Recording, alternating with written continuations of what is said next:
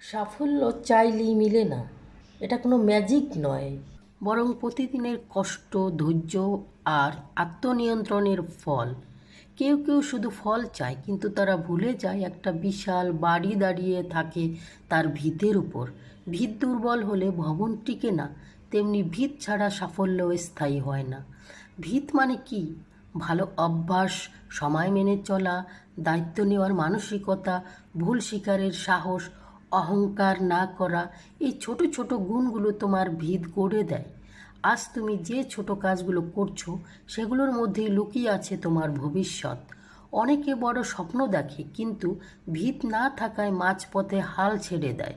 তাই বড় হওয়ার আগে নিজেকে ছোট কাজগুলোতে প্রস্তুত করো। প্রতিদিন একটু করে শেখো, উন্নত হও, নিজেকে গড়ো। স্মরণে রাখো, ভালো ভিত তৈরি না করলে সাফল্যের উপর ভর করে দাঁড়ানো সম্ভব না। তাই আজকে থেকেই ভিত গড়তে শুরু করো।